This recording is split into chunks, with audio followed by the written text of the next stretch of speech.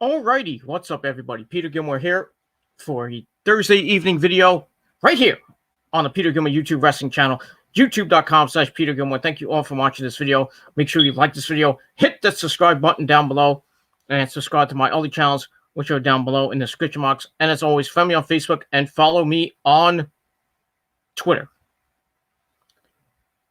Share this video all over the internet and tap that bell, turn on all my notifications so you never miss an upload. And that's all you gotta do. Alrighty, on this Thursday evening, March the 26th, 2020, already at the end of March. And my thing goes off as usual. Tell me we are live on YouTube. So on this Thursday evening, March the 26th, 2020, we're at the end of March already. Gearing up for April on Wednesday, beginning of April Fool's Day next Wednesday. So hopefully you don't fool anybody, and hopefully the country doesn't fool us by saying, "Oh, we'll get back together." Like there'll be an April Fool's joke. There'll be like the country's getting back to normal. That'll be the joke, but or the virus ends. That'll be a good joke. But it is what it is. This fucking virus is still going on, and already over 1,000 deaths here in the United States. Continues to climb. New York continues to climb. Just really bad, and we have almost 400,000 cases of coronavirus already in the world. I forget how many deaths. I think it's like 20-something thousand deaths already. I forget how many thousand deaths we had around the world, but I know in the United States it's just over 1,000. In New York, I think it's climbing. I think we have almost 200 deaths here in the New York, New Jersey area. And yes, I did pick my nose. Fuck you. So yeah, this thing is still going on.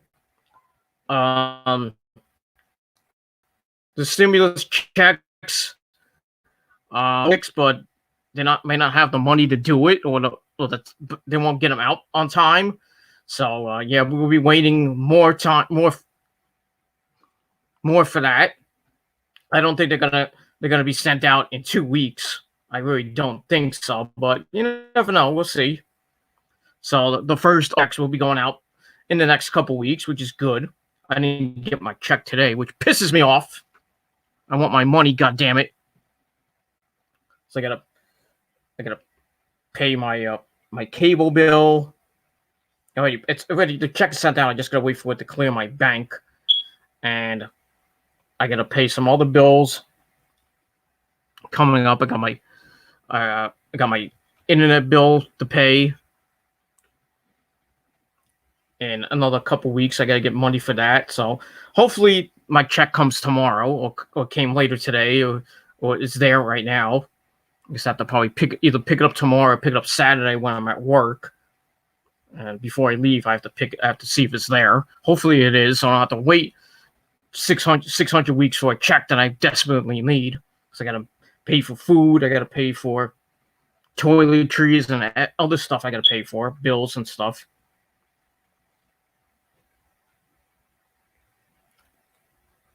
But yeah, we'll see what happens with that. And getting ready for the weekend. Tomorrow is another day. I stay home and rest, and then I go back in Saturday afternoon for a couple hours. Then I'm off Sunday, off most of Sunday, and then I gotta rush down to my parents, and then I gotta go to work. After I got the same schedule as this week, 3 straight mornings, and then 2 days off, and then back to work on Saturday. And then the week after is gonna change.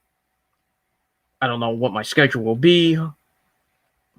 I might get off on Tuesday, might have Sunday, Tuesday, and Friday off. but we'll see. Maybe it'll give me 3 or 4 days. I don't know. Even though I told my boss I could work 4 days and help her out, but maybe she'll be getting some new help soon, so maybe my days will be cut a little bit, but the pay still goes up until this fucking virus ends, whenever that'll be. But, getting more pay is great because I'm such a good worker and helping out and volunteering and everything.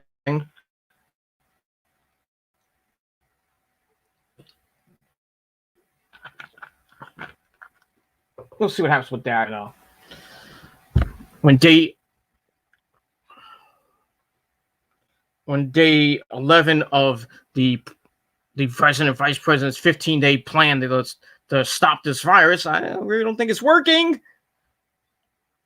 But he wants to get the country back up and running by Easter in 2 weeks. He wants to get the country back up and running and the economy back up and running and people back to work in 2 weeks. And really, a lot of people are not practicing social distancing, which is naughty, not good. So you get more and more cases here in the Northeast because people are fucking stupid. The U.S. and Mayor de Blasio said that New York City is gonna have, half the population of New York City is gonna be infected with coronavirus. I hope I don't get it and Rosa doesn't get it because we're half the population here in New York, New Jersey area. And Rosa comes home on Sunday or Monday, so that'd be great. Get to see her. Get the fuck her. And because I missed her so much, and since I have done the deed, if you know what I mean. So I'll get to plant that seed, if you know what I mean. Ha ha. So I get to see Rosa and spend some quality time with her, even though I'm going to be mostly working. So most of the time I won't be seeing her when I'm working in the morning. But on my off days, I'm going to be home with her, lounging around, watching TV, cleaning the house, doing what I have to do. And we'll move on from there. I got to get this. My hair is getting long, and it's gonna be long. It's gonna be a while before this mane of hair gets cut. I might have to do it myself. I might have to get Rosa to do it. And last time Rosa did it didn't look good. So, friends, don't let your girlfriends cut your hair. So we'll see what happens to that. Maybe if I want to do it, I'm gonna hopefully by the summer I can get a cut, and the barbershop opens. I can get a cut, get a nice trim for the summer. I can maybe get a crew cut, or maybe get a crew cut, or get a shortened trim, and then let it grow out for next month. Then I can get it cut probably by Thanksgiving or by my birthday in December. And I like to get it cut every couple of months, every 2, maybe 3 months. So I like to let it grow out a little bit. Bothers the fuck out of me. But can't always have rock star hair. The people that have rock star hair, they don't want to cut their hair, grow down their ass, and play a role they possibly could, which I like to do. But I don't want my hair to grow down to my ass, but because my parents will hate it, and my girlfriend will hate it even more. But it is what it is. And that's all I got to say about that. All right, everybody, enough bullshit. As the title of this video says, it is time, once again, for another review. And this time, it is your late and out-of-date NXT review for March the 25th, 2020, from the Performance Center in Orlando, Florida. All right, NXT this week was a pretty decent show. We had a lot of matches, which was great. We didn't have any recaps. We just got straight to the point, as they're going to be they have already taped a lot of content over the next couple weeks, and in the next coming weeks, we'll see the matches that were originally going to be on NXT TakeOver Tampa Bay. So over the next couple weeks, we got a lot of NXT. After that, we don't know, because the Performance Center, as of 11 o'clock, is going to be shut down. And I don't know what WWE is going to do, if they're going to go somewhere else, maybe out of state, or maybe in a different city in Florida, or they maybe go to California. You really can't go to California because that's shut down. Can't go to New York. That's basically shut down.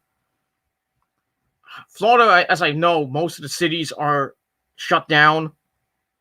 So really, you can't do anything. So WWE's fucked after the next couple weeks. They probably won't have Raw and SmackDown unless they have recap shows. They already taped enough content for a couple of weeks of Raw and SmackDown.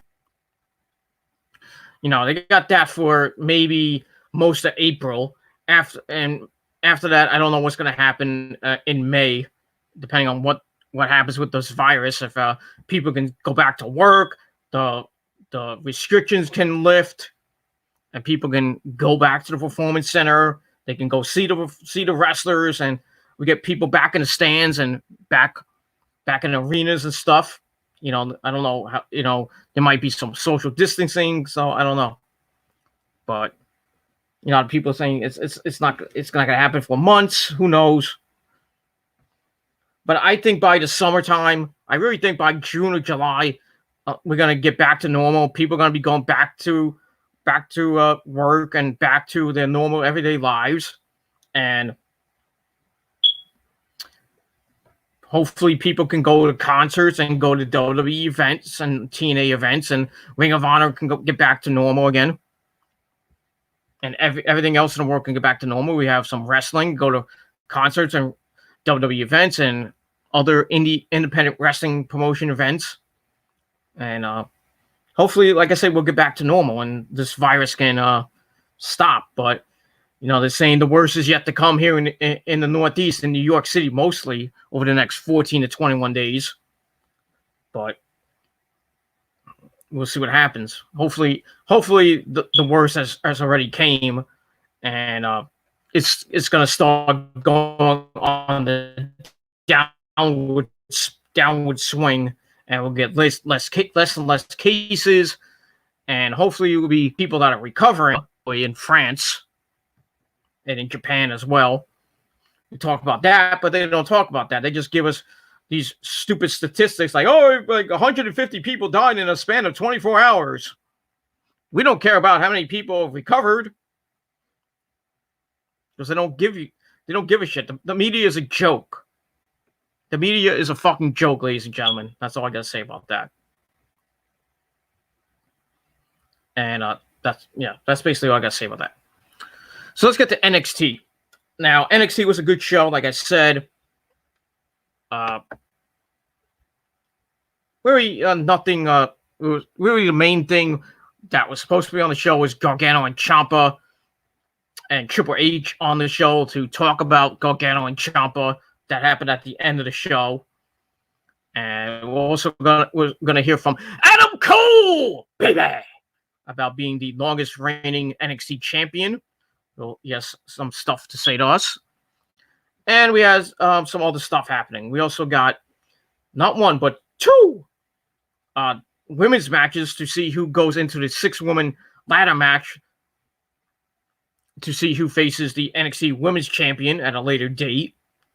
We had 3 people in already: Chelsea Green, Mia Yim, and Tegan Knox.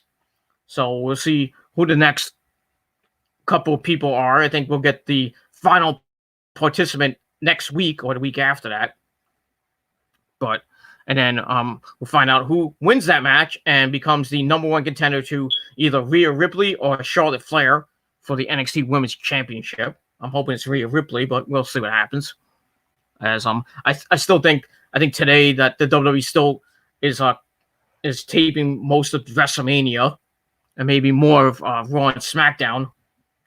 Who knows? But I don't know.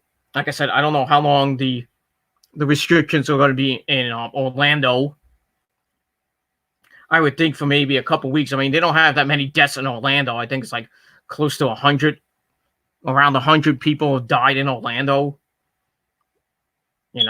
And Dana Brooke and Rey Mysterio have quarantined themselves. I hope they're not sick. God forbid. I think that maybe they just got a regular cold and everything. But we'll see what happens with that, and we move on. So let's begin. So we start off with Tom Phillips and Byron Saxton on commentary again, as we saw them on Raw. They're doing NXT. I don't know why. I guess Mauro, Beth, and Nigel. Nigel's in the UK, so he can't really come over and do commentary because there's, I think, a travel ban from the UK into the States. I think. I'm not exactly sure. So I just don't understand why it can't be Mauro and Beth instead of hearing boring as fuck Tom Phillips and boring as fuck Byron Saxton on commentary. But it is what it is. So we start the show off with our first match. Tyler Breeze taking on Austin Theory. All day. Austin Theory, I should say. Matchup was pretty, it was all right. It was a pretty decent match. Austin comes out, starts playing with his phone. And they talk some smack. And Theory's telling Breeze to step up his game. And mocking Tyler a little bit. But and then Theory takes control and grounds and pounds a little bit. Tyler gets to his feet, but Theory cuts him off with a rolling drop kick as we go to break. We come back, Tyler battles back, hits some corner strikes until Austin counts into 3 seconds around the world for a near fall, whatever that is. I don't want to know. Don't ask. And then he dumps them to the floor. They brawl on the floor as Theory controls, and they go back in. Tyler counts into a Hurricane for a near fall. Theory comes back with a buckle bomb. But then Tyler hits the supermodel kick for a near fall. He falls with an enziguri, goes up top. Theory stops him and snatches him up in the OG last shot by Adam Cole, baby. Gets a near fall out of that. Then some ground and pound follows, lays the boost to Breeze. Then he gets a little bit cocky, grabs his phone, does a little video saying, "I am the future, you are nothing, and this is what's going to happen to you." Breeze counters into the beauty shot to finish things off. So, so Tyler Breeze gets the win. Match gave 2.25 out of 5 stars. But, Austin being a dick, and the guy was a former Evolve champion. He wouldn't have done this if it was an Evolve. Maybe he might have, but but he took his eye off the ball, thinking he's all that, and when he's not really all that, and it cost him. And Tyler gets the win, and that's pretty much all I got to say about that. So 2.25 out of 5 stars for that match, and we'll see what happens with them as we move on in time. All right, match number 2, Killian Dane taking on Tahuti Miles. Is he related to Jordan Miles? I doubt that, but yeah, fuck ACH and fuck, just fuck ACH. Fucking prick he is. Anyway, this was basically your squash match of the week. And lasted about a little over 3 minutes.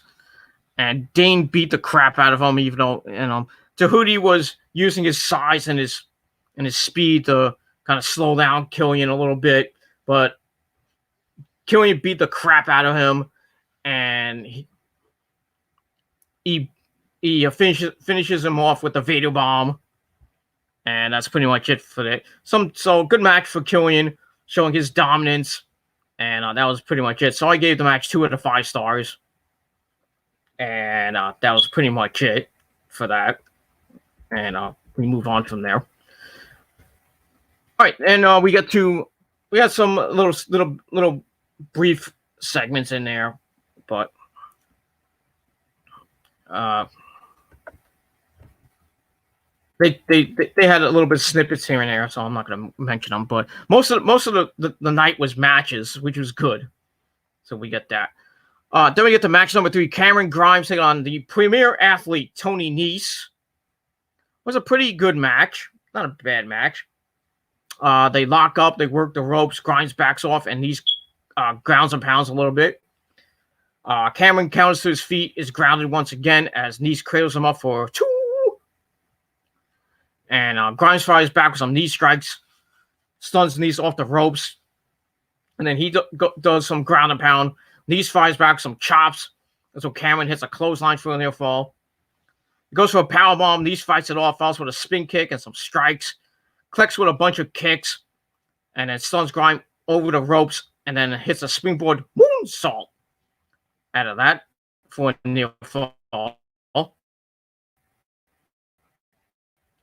Grimes couch the stun Tony Nese. Then they go back and forth, and then off the ropes they go, and Cameron hits the cave-in, and he picks up the victory. So Cameron Grimes gets the win. Pretty solid match. Get Grimes back on track a little bit after losing to Keith Lee about a week or so ago for the North American title. So Cameron gets back to his winning ways. Match was all right. I gave it 2.25 out of 5 stars. And, yeah, so we'll see what happens with Cameron Grimes as we go into next week and the weeks to come. And that's pretty much all I got to say about that. All right, then we go to match number 4, the first of the women's qualifying matches for the match. We see Xia Li against Aaliyah, but Aaliyah comes out, and then Xia Li's music hits. She doesn't come out. It hits again. She doesn't come out. And then we see her in the back crying up a storm and grabbing her knee. So she was somebody in the back. And then the announcer, I think it was Mike Rome or Greg Hamilton. I think it was Greg Hamilton. Xia Li is not medically clear to compete, so Aaliyah wants to win the match by a forfeit. But then Greg says that Mr. Regal has said that he has found a suitable replacement, and out comes my third wife, my luscious Japanese chick. I love her a lot, like Asuka and Kairi. My third wife, Io Shirai. She comes back after her injury for a couple months. She comes back, and she basically beat this bitch's ass. Aaliyah, thanks for coming. Io beat the crap out of her, and Aaliyah put in a couple moves here and there, but Io beat the crap out of her, hits Tiger Driver backbreaker, and then finishes off with her beautiful moonsault. So she gets the win and goes on to the ladder match, making her the 4th participant. And match lasted 1 minute and 20 seconds. I don't like Io being in short matches, even though I go all night long with her and Asuka and Kairi. All night long with them. But I digress. But glad Io is back. She goes into the match. I think she's gonna win. Is it gonna be her or me? Probably Rhea Ripley. I would like to be Io winning the match, and then goes on to face Rhea Ripley, beats Rhea Ripley, wins the NXT Women's Championship, and holds it for a pretty long time. And then maybe Rhea gets it back, or they give it to Toni Storm, or maybe Kaylee Ray, or any of the women there that's basically there. They're not to give maybe to give the Candice. They could finish that storyline off with Io and Candice, and Candice gets the belt and holds it for maybe a month or so. She's not gonna hold it for a while. And then Io gets it back for the second time, and then Io goes on a longer run with the belt. because basically no women there except for Rhea, Toni Storm, Kaylee Ray, and Mia Yim and a couple others. But it is what it is. But I think Io or Mia is going to get the victory and have a pretty good match with Rhea Ripley when she defeats Charlotte Flair at WrestleMania next in a week from now. But we'll see what happens with that, and we'll see who else will move on, as we have Candice LeRae and Kaden Carter coming up. So we'll see who moves on from there, and then we'll probably find out the week after or the week after that who is the sixth and final participant in the ladder match, and then we'll get the ladder match after that and see who will face the women's champion. And that's pretty much all I got to say about that. All right, after that we get an interview with the North American champion Keith Lee, and we will all bask in his glory.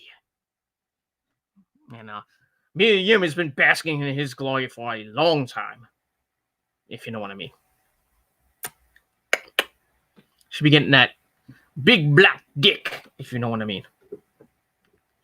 Could have been my dick, but she was on my dick for a while back in the XWF, and then I kicked her to the curb.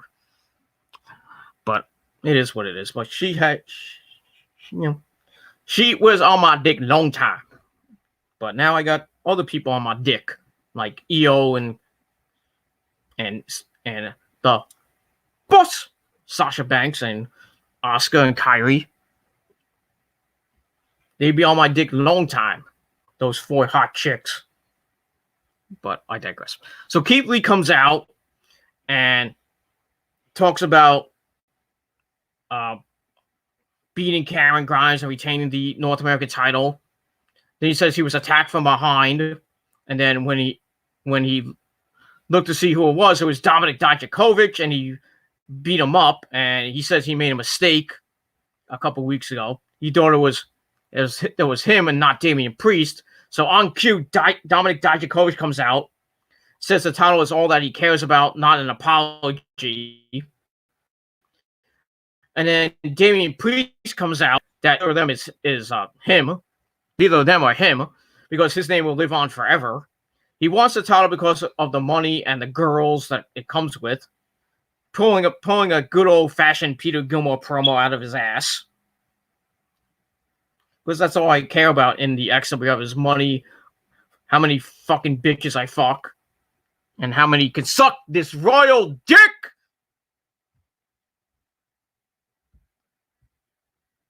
And that's all I gotta say about that. So, Damian wants the chicks. He wants to be like Ric Flair. He wants the chicks and the gold and the fame and everything that comes with it.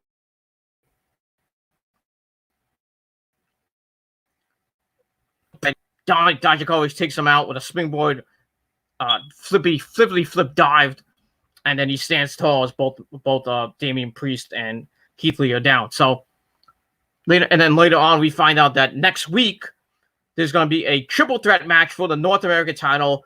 Keith Lee defending against Damian Priest and Dominik Dijakovic. Should be a great match. I wouldn't be surprised if they give the belt to Damian. I don't think that Dominik Dijakovic is going to get the belt anytime soon. I really don't think they're going to pull the trigger with him. He's worked so hard and he had those epic matches with Keith Lee. I really don't think they're going to pull the trigger with Dominik, but we'll see what happens. I think they might give it to Damian Priest, and then Keith Lee gets a rematch with Damian down the line, and then we'll see what happens. I think Damian gets it. Don't hold on for a couple months, but we'll see what happens with that. And that's that. So I gave that segment 2.5 out of 5 stars, and that's pretty much it. All right, then we get a segment with everybody's favorite wrestler and my boy, the NXT World Heavyweight Champion. Say it with me, everybody. Get ready to do boom! Adam Cole, baby! And he joins us from his vacation wherever. I don't know that's in Panama City or it's somewhere in the world. I don't know where. He's probably in Florida. He's probably at home in Panama City, drinking a Kool-Aid, banging Britt Baker, baby, getting his teeth done, and among other things. He's getting his mighty dick sucked by his Baker. He's having a good old time being the NXT World Heavyweight Champion. And he's basically talking about Velveteen Dream, saying that Velveteen kind of flustered him. And he's saying that Adam Cole doesn't get flustered, baby. So he admits that he got rattled when Velveteen Dream confronted him, but he shouldn't be because Dream is a loser, and that's undisputed. Then he says that the Undisputed Era want a piece of the experience, and that Bobby Fish of the Dream next week. So that match was made official. So next week we got Bobby Fish and the Velveteen Dream.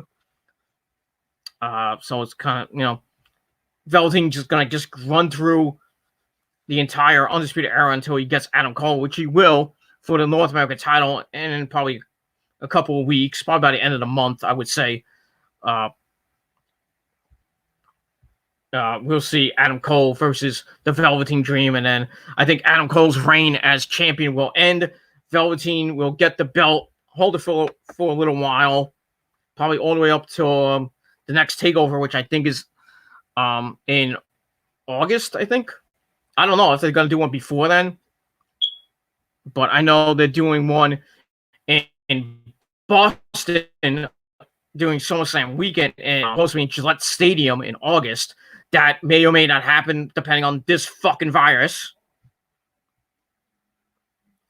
And hopefully by then the virus will be over and people can get back to their normal lives, and we can have people returning to the stadiums, and we get baseball coming back, and hockey and basketball and all those people coming back to the stands and the arenas and everywhere else, and movies. Even though the movie industry said that when the coronavirus ends, there will be letting people in for free. I'm for that.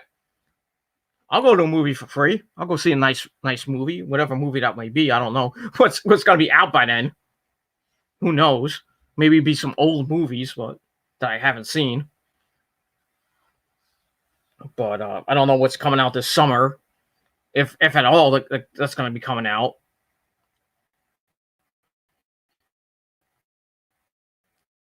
So then the Velveteen Dream, and then probably after that we might get Kyle O'Reilly and the Velveteen Dream, and then after that we all know it's going to be Velveteen Dream against Adam Cole for the NXT World Title. And like I said, I think Velveteen Dream will win the belt and Adam Cole's almost 1 year reign as champion, which will suck, but I think Adam Cole will get it back for the second time before the year is out. But we'll see what happens with that. And 4.5 out of 5 stars. Yes, I'm being generous because I am a big Adam Cole baby mark. And that's all I got to say about that. So we'll see what happens next week. All right, then we get to match number 5. Danny Burch and Oney Lorcan taking on Brendan Vink and Shane Dorn, who we saw on Monday Night Raw against the Street Profits, and they lost. So this time they're facing a better team in Danny Burch and Oney Lorcan, who lost to the Undisputed Era last week. So we start off with Burch and Vink. Vink overpowers him. Burch cuts him off until Vink hits a shoulder tackle. Tags in Shane Dorn. And Burch cuts him off. Tags in Oney Lorcan. And then Shane tags back in the Vink. Not the Fink. Vink. He takes Lorcan down. Covers for a near fall. Grounds and pounds Lorcan. And Shane Dorn comes back in and keeps control. Lorcan cuts him off. Follows with a big lariat. Gets the hot tag to Danny Burch, who runs wild on Vink, hits a missile dropkick, and then all 4 men in the ring, and then Lorcan and Burch lock in double submissions on Dorn and Vink, and both of them tap out at the same time. So not a bad match, a 3.5 minute match. And kind of surprising to see Lorcan and Birch win a quick match. It wasn't a bad match. I gave it 2.25 out of 5 stars, but I was hoping for a longer match from these guys, but looks like Shane Thorne and Brendan Fink are going to be the jobber team of NXT and Raw and SmackDown. Probably see them on SmackDown this week, But we'll see what happens tomorrow night on SmackDown. Which should be a good show with the Usos and then the New Day fighting it out to see who faces Miz and Morrison for the SmackDown tag team belts at WrestleMania. And I can already tell you, I'm going to give you a spoiler, ladies and gentlemen. So turn off the stream now, or turn off the video now if you don't want to hear it. I'll give you 5 seconds. Okay, for those of you who didn't turn off the video, I'll give you a spoiler that it's going to end in a clusterfuck. And at WrestleMania, there will be a triple threat match, SmackDown tag team belts, and maybe Miz and Morrison lose the belts probably to the Usos, and the Usos get the belt for the 7th time. And then they go on with the belts for a little bit and probably face the New Day a bunch of times again, and it'll be really boring. But we'll see what happens with that.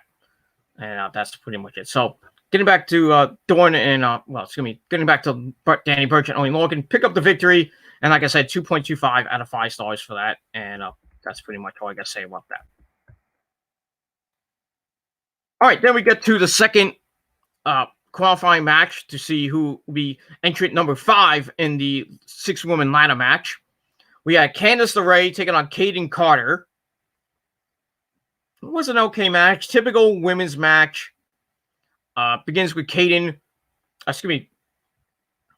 It starts with Candice grounding and pounding a little bit. Kaden counters back, and they pick up the pace a little bit. We're going to some counters and cradles for near falls.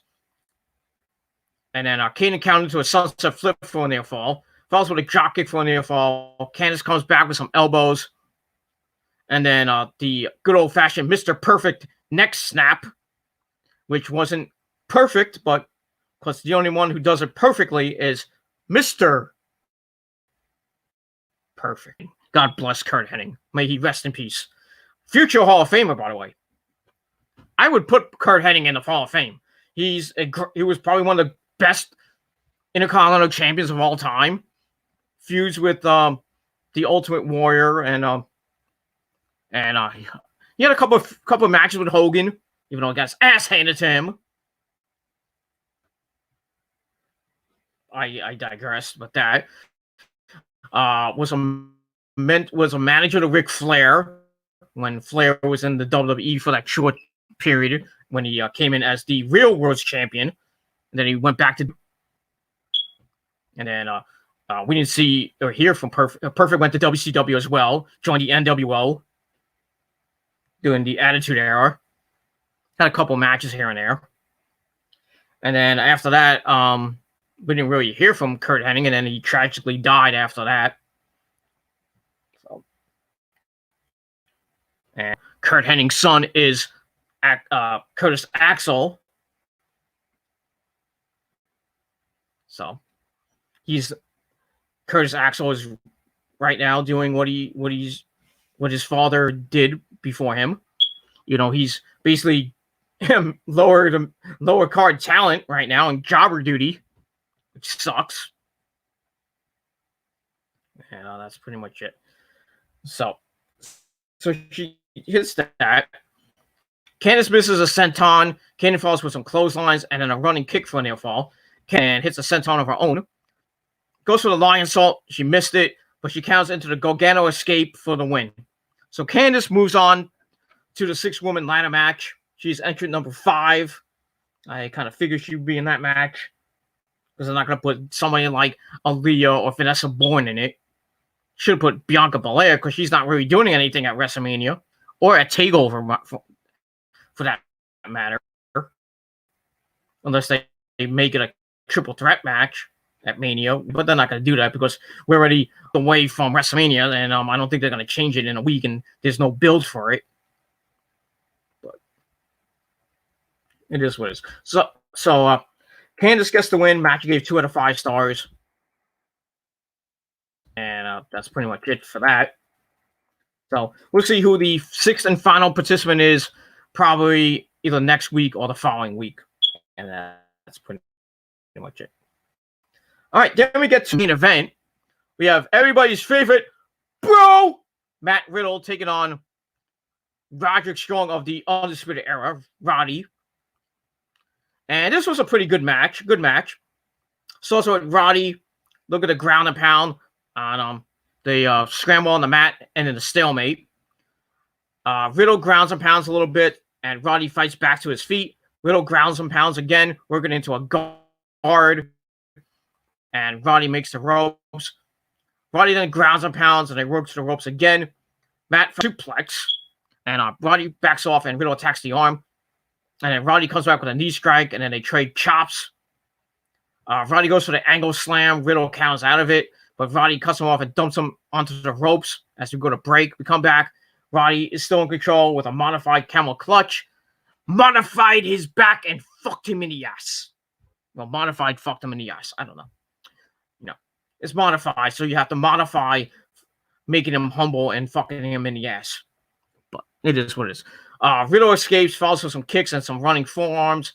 Hits the exploder, but Roddy counters the penalty kick into the stronghold.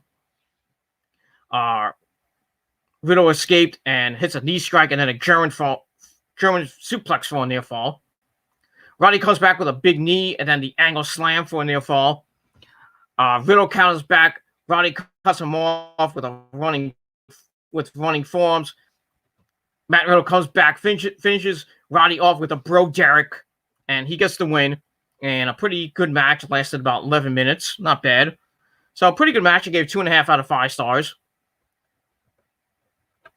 And 2 good wrestlers going at it. But I would have been happy with Roddy getting the upset victory. Would have been happy with that. But they're pushing Matt Riddle, with Pete Dunne, who's in the UK. He can't make it over, obviously, for those reasons, because of that fucking virus. So he can't be there to further the storyline with the Undisputed Era, Kyle O'Reilly, Bobby Fish, and the grizzled young veterans, Gibson and Drake. So we get that. So the match was all right. Like I said, 2.5 out of 5 stars. Afterwards, we see these 2 huge behemoths of men come out and start beating the living bejesus out of Matt Riddle. And their names are, I'm going to probably botch this name, Saurav Gurjar and Rinku Singh. I think they were from India, obviously. Probably from Ringkov or something like that. I don't know where they come from. But these guys are huge. Huge. As Donald Trump says, this stimulus package is going to be, you're fired. So, this coronavirus, this Chinese virus is very huge. So, like my dick. Ain't that right, Melania? It's huge. So, they come out, they beat the crap out of Matt Riddle. Riddle tries to battle back with some kicks, but they beat the crap out of him. And then we hear the voice of Stokely Hathaway. Remember him? From Ring of Honor. But now he's known as Malcolm Bivens. Who arrived and introduced, figured out with that without Pete Dunne around, he wanted to introduce Matt Riddle to the future of the NXT tag team division. So, yeah, so Matt Riddle and Pete Dunne, the original bros, they got a lot of tag teams looking to beat the living bejesus out of them and get that tag team belts. So we have a tag team division in NXT now. Yay! Even like 2 behemoths. I don't know if they have a name. I would call them the team, not the Samoan SWAT team. We all know who those guys are. The Islanders, whatever you want to call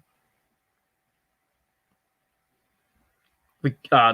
Haku and not Rikishi. Was it Rikishi? I think it was Haku and Rikishi. Or the guy formerly known as Rikishi.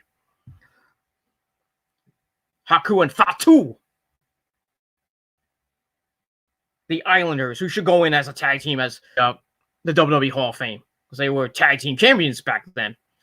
And also, I believe that they were champions in WCW as a Samoan SWAT team with that eerie theme music of Michael Myers. Whoa! When you heard that theme in WCW, I heard that and I was scared out of my fucking pants when I heard that theme.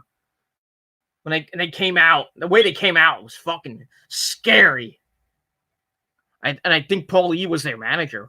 I forgot who the manager was. I think it was Paul E or somebody.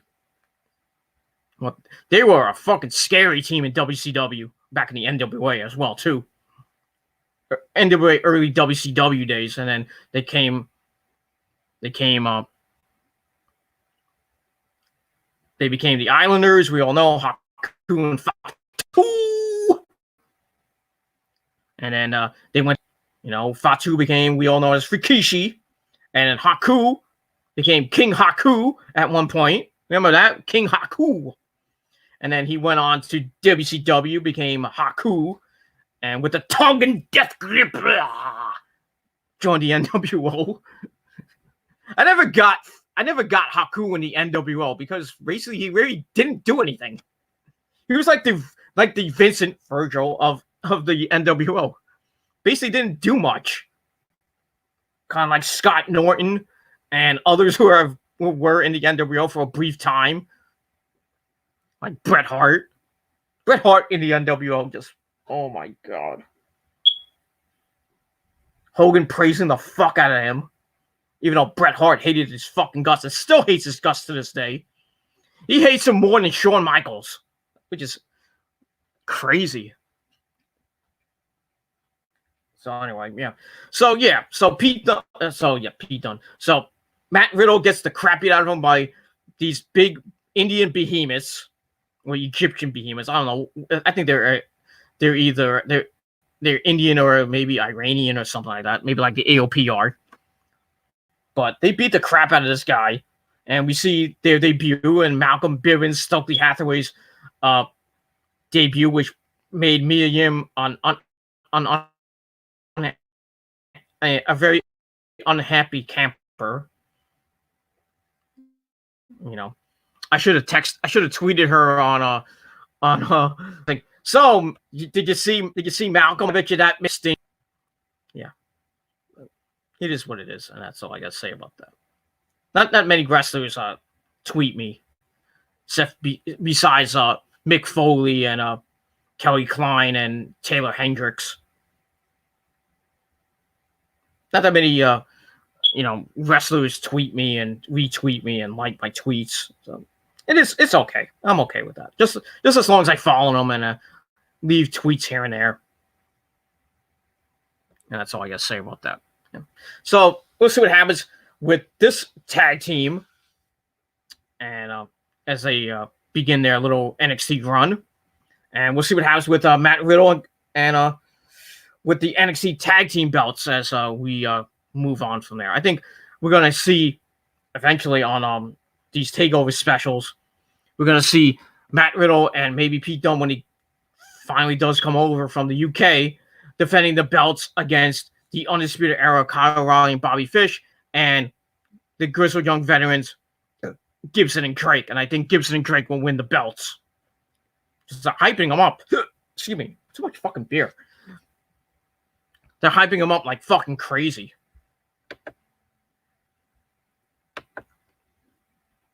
And that's pretty much all I got to say about that. So we'll see what happens in the coming weeks with all four of those tag teams. And with Stokely Hathaway in the mix, anything can happen right now.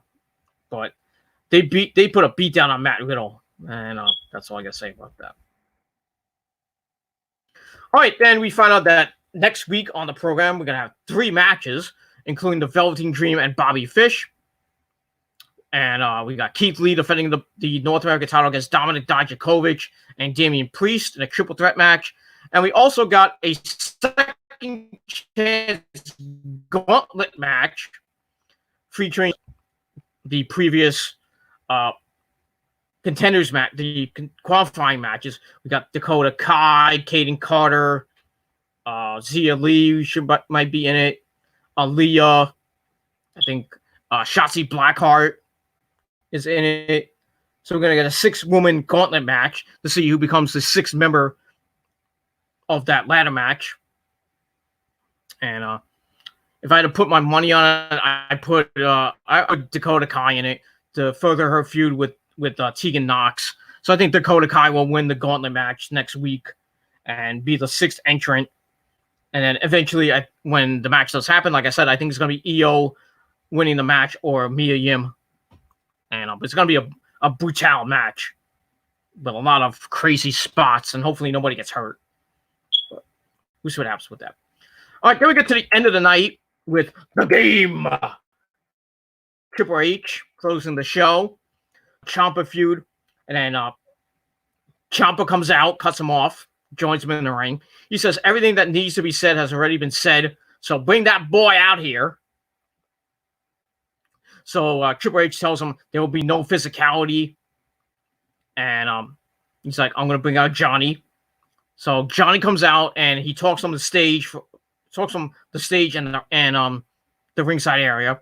He says he doesn't want to get in the ring with that psychopath because he almost killed him the previous week. He also doesn't think he should get fined for the destruction of the Performance Center. And he said that was Ciampa's fault. And Triple H is like, it wasn't your fault when you super kicked the referee, wasn't it? And Johnny's like, no. So basically Triple H is like, there will be no physicality here, and I'm not asking you, I'm telling you, get in this ring right now. So eventually Gargano gets in the ring and wants us to end on a big stage. Johnny says that was supposed to happen last year, but Ciampa broke his neck, and the only regret is that he didn't break it himself. Ciampa says this needs to end, and that they don't need a crowd or an arena. So Triple H is like, well, I'm gonna. Here's what I'm gonna do. I'm gonna find an empty ring, an empty arena, and I'll get back to you. And then he asks Johnny how long does he need? Johnny says 2 more weeks to heal up because he hurt his shoulder. So Triple H agrees. Says that he'll put a ring in an empty building, and it's gonna all end there. And after that's done, they will never touch each other in NXT again, but they'll probably touch each other on the main roster when they eventually both go up and get misused again. So we get that, and then they have a stare down. And then we see the odd videos that have been showing up on NXT over the last couple weeks. They appear on the Tron, and we see glimpses of Killer Kross. Yes, Killer Kross on the videos with the Armageddon type videos. We see his face a couple of times, and the ticking of the clock, tick-tock. And we'll probably see him in the next couple of weeks. Now, I don't know what this has to do with Gargano and Ciampa, unless he's going to attack Gargano and Ciampa after they beat or maybe one of them has Killer Kross in their back pocket. Might be Gargano has Killer Kross in his back pocket, like a bodyguard or something like that, and beats the crap out of Ciampa. And then we'll get Ciampa and Killer Kross matches here and there. But we'll see what happens. But a killer is coming to NXT. Is not me, but Killer Kross. And hopefully he gets paired off with Scarlett Bordeaux. But I doubt that with the Killer Smoke Show. I don't know if they do get put together. I don't even know if Scarlett can even use the Smoke Show. Because that, I don't know if TNA actually copyrighted that. I would just let her use it. I mean, it's her moniker. Come on. The Killer Smoke Show that's been used in AAA in Mexico and in other promotions. So let them use it. TNA, don't be stupid and copyright infringe it and shit. Let Scarlett use the Smoke Show. Let her be a segment on NXT TV and with the women's division.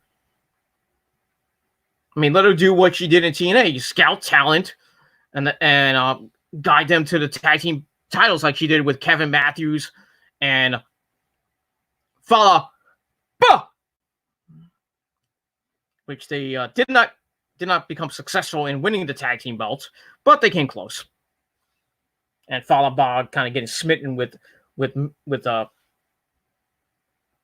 Scarlett, and everybody in their mother in TNA were getting smitten with Scarlett. But it is what it is. She's one hot piece of ass I like to fuck too. But I can't because Killer Cross will kill me. But just give me one night, one night. Give me like a good hour, and I fuck the shit out of her. She'll forget all about him. My super dick of doom. And yeah, that's pretty much all I gotta say about that. So it was a pretty intense segment. I gave it 3 out of 5 stars. So in 2 weeks we'll see Gargano Ciampa for the final time, and it's gonna be a I wouldn't say bloodbath, but it's gonna be a brutal match. Really should have made it a cage match to end the feud, because a lot of people are saying we're putting in Hell in a Cell. No, that's if they're not on the main roster. They're in NXT, and the final atonement for an NXT feud is really a steel cage match. So they should have put them in a cage, but that's not going to happen. But that's it. So in 2 weeks we'll find out who the face of NXT is, either Ciampa or Gargano. Even though the real face of NXT is Adam Cole, baby. We all know that because he is a champ. It's true. And that's all I got to say about that. So that's it for NXT. And over the next couple of weeks, we'll be getting takeover matches. Like I said, beginning next week. I think the North American title match was supposed to be at TakeOver. So we'll see what happens with that. And then the weeks after, we'll see maybe a tag team title match. We'll see the women's ladder match will be a match on the show. So probably in the next 3 or 4 weeks of NXT, we'll get some NXT content. After that, I don't know what's going to happen. They might just postpone tapings and stuff until this fucking virus ends. But probably by May, it might already end, and they'll get back to performing in the Performance Center and around the country and around the world, hopefully. But we'll see. And that's pretty much all I got to say about that. So my final rating for NXT, 6.5 out of 10 stars. But let me know what you guys thought of the show in a comment or a video reply down below. If you wish, you have any questions, put it down below in the comment section of this video, or hit me up via Twitter at my Twitter link, which is down below in the description box. You can hit me up on Twitter. My Twitter handle is at Gilmore Inc., INC in capital letters. And we'll get to your questions. Hit me up with a DM or a tweet with your clue later. But we'll see what happens with that. And that's all I got to say about that. So thank you for watching this video. I'll be back tomorrow or maybe later tonight with another video if there's any pertinent news to talk about. But if not, I'll be back tomorrow night with my SmackDown review. Give you all the details of SmackDown with the New Day and the Usos and what other else happens on the show. Should be a pretty decent SmackDown next week. They already taped next week's editions of Raw and SmackDown for the go-home editions before WrestleMania. And WrestleMania is going to be taped because they don't want to put spoilers out. But you know there's going to be spoilers out there anyway. Somehow. So we won't have to worry about waiting till not waiting till April 4th and 5th to watch it live on the network or live on whatever you're going to watch it from. There was a rumor that it was going to be on Fox on Saturday night and then on ESPN on Sunday. I don't know if that's going to happen. I would love for that to happen because there's nothing on fucking Sports Center or on freaking ESPN right now, except for like Like they showed the home run derby of last year's home run derby, which Pete Alonso won.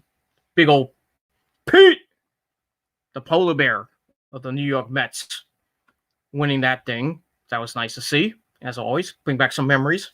Made me cry. But same as baseball. I was gearing up for baseball. Had the books over there.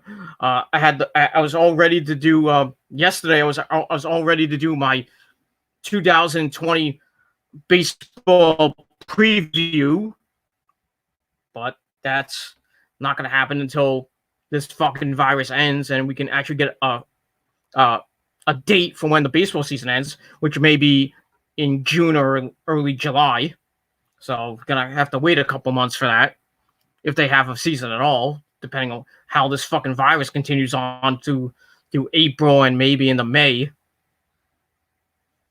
But hopefully by the summer we'll be back to baseball, football, gearing up for the start of training camp and the 2020 season, which is going to be an interesting season with Tom Brady on the Buccaneers. You know, probably a new beast of the East, of the AFC East, which might be the Buffalo Bills, and going to be the Jets. We'll see how the Kansas City Chiefs respond after their Super Bowl win over my Niners. Fuck! We'll see how the Niners do this year. I think they'll have a great season. I don't think they're going to go 15-1 again. You know, I think they're going to probably go. I would think they're going to go. They have a pretty. I mean, I looked at the teams they're going to face this year, and they're going to face the Jets and the Giants this year. Easy wins. So there's 2 easy wins right there, and then you got the team. You face the Cardinals. You face the Saints, which is going to be a tough game. Especially, I think it's in New Orleans again this year. That's going to be really tough. Face the Seahawks, the Seacocks. You face the Rams with their ugly looking logo. It's horrible. So got a couple wins there. So I think they're gonna go either 10-6, maybe 11-5. I don't think they're gonna go more than 10 or 11 wins this season. But I could be wrong. They could have a Super Bowl hangover and go 8-8 and possibly make the playoffs. There's gonna be 7 teams now in the playoffs. We have 3 wild cards and 1 bye week, which sucks. So if you're the top seed, you only get 1 week off, and then you're basically playing the next 3 weeks. So we got an extra team in the playoffs, which makes no sense if you have 7 teams in the playoffs. I don't know how that works, how it's gonna work, but it's gonna work somehow. They're doing new things with baseball this season with an extra 2 teams in the playoffs in the American League and National League. The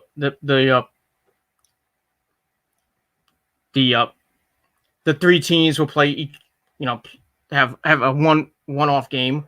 The one team will have one off, and they face the next wild card, and the winner of that becomes the wild card champion. They face whoever the top seed is in the National League Division Series, and then we go back to the same old format. They go to the Championship Series and then the World Series after that. But the World Series might be in December at this point. They might have baseball in December. And I don't know. It won't be in a cold weather state. Let's put it that way. Because by that time it'll be the late fall, probably temperatures in the 30s. I think it's going to be in a hot weather state, maybe like Florida, like Arizona, or maybe California. Not going to be here in the Northeast, even though unless the Mets make it, which I think they. At this point, I was hoping for the Mets promising season, but then Noah Syndergaard went down with a torn UCL. He's going to have Tommy John surgery, and he's going to be out a year and a half. So Porcello and Waka have to step up to be the number 2 starter. I would think now that it's going to be DeGrom, probably Strowman as the number 2 guy. Matt's probably number 3 or number 4. And then Waka and Porcello to round out the rotation. What maybe put well, I don't think I'll put Zellman and Lugo is gonna be like the 8th inning or the 7th or 8th inning guy, and Familia probably be the 8th inning guy as well. And then you got Edwin Diaz coming in to screw us over in the 9th inning. But when baseball starts, I don't know. Might be June, might be early July, and then we have an abbreviated season, probably about 120, 130 games, maybe some double headers here and there throughout the season. Maybe every 2 days, every other day, a doubleheader. 162. I don't know. That's a great idea, but they want to do that. They want to extend the season until October, and then have the playoffs in late October and early November, and then the World Series probably by Thanksgiving, which I think is a bad idea. Having baseball around Thanksgiving. Ugh. And then you got a really if they goes into December, you're gonna have a really short off season because you only got the rest of December, then you got all January, and you got a couple weeks into February, and then you're back in the spring training. So not a lot of time off for a lot of baseball players, even though they're getting time off now. But we'll see what happens. Hopefully, like I said, this fucking virus starts ending here in the Northeast and California and Washington State and in other parts of the country like Spain. They're getting hit hard. Italy's still getting hit hard. You know, U.S. is back as the number 1 country, the epicenter of this fucking virus. And Spain is number 2. Italy number 3. China number 4. So, you know, Trump doing the best he can. He still thinks that he's gonna lift the restrictions, lift the state of emergency, and hopefully a lot of people get back to work because the economy's still going up and down. I don't know what it was today. I know the last 2 days were up, especially that Tuesday when it went up 2,000 points, and then yesterday I think it went up about 300 or 400 points. Today I don't know. I didn't look at the stock market. I assume it might have been up today, but it could have went down again. But who knows? But who knows what's going to happen in the next 2 weeks by Easter? Hopefully, it ends. It starts going down, and then I'm hoping by April 30th this thing ends and we get back to doing what we as Americans are born to do, and that's work and go to our favorite wrestling show and go to baseball games and football games and get back to normalcy. But it's still going to take a long time for that to happen. People might not be going to baseball games and football games and concerts probably not until maybe September at this point, which will suck. Schools will probably be closed for the rest of this year. I'm thinking about closing New York, schools around the country. So the school year will be over. So kids will be getting a really long spring and summer vacation until they go back in September. And who knows if that's going to happen. But we shall see what happens over the next couple weeks and couple months as this fucking virus continues to plague the country and the world. And that's pretty much it. So that's it for now. Thank you all for watching this video. Once again, 6.5 out of 10 stars for NXT. Was a pretty decent show, and we'll see what happens next week on the show with some takeover matches that we're going to see. The North American title match should be a pretty great, a good match. Velveteen Dream and Bobby Fish should be a pretty good match. And then we got the ladies gauntlet match. That should be okay to see who the sixth and final participant is for the ladder match. That's going to be happening on NXT TV in the next coming weeks as well. And that's pretty much all I got to say about that. So thank you for watching. Leave your questions down below or hit me up via Twitter. And continue to smash that like button to death. Continue to subscribe to this channel and all my other channels as well. And share this video all over the internet, Facebook, Twitter, Tumblr, everywhere else on YouTube, Daily Motion, whatever you want, wherever you share your my videos and your videos or everyone else's videos. So do that. And most importantly, tap that bell, turn on all my notifications so you never miss an upload, so YouTube can send out my videos to you and you'll be the first to watch my videos and know when they're up, and you get notified, hopefully, when YouTube gets its head out of its proverbial ass and fixes this damn notification system, so you can watch my videos and leave a comment, leave a couple questions, or whatever you want. And that's all I gotta say about that. All right, so that's it. Thank you all for watching. Have a great rest of your Thursday evening, and start your weekend tomorrow on Friday. And like I said, I will probably be back either later or tomorrow with my SmackDown review. Next week will be a little bit different. I'm going to try to get my Raw review up on Tuesday before I head back out to go back to work. Wednesday, I'm going to try to get my AEW review up late Wednesday night or Thursday. And on my NXT review up Thursday as well. And then my shins probably next Thursday on TGC 164 of the Gilmore Chronicles. So you get that for night 1 and 2. And then we got SmackDown, and then WrestleMania happens next weekend, and I'll give you my full review probably on April, depending when depending on my schedule, the week after WrestleMania. See what my schedule is, and I give you my full review. I might do it really late on I might have to review might coincide with Raw, but we'll see what happens when I can and can't do, but we'll see what happens with that. And that's pretty much all I got to say about that. So that's it. Thank you for watching this video. Have a great rest of your Thursday night, and even better Friday. And if I don't see you before then, have a great night, everybody, and I'm out. Peace, bitches.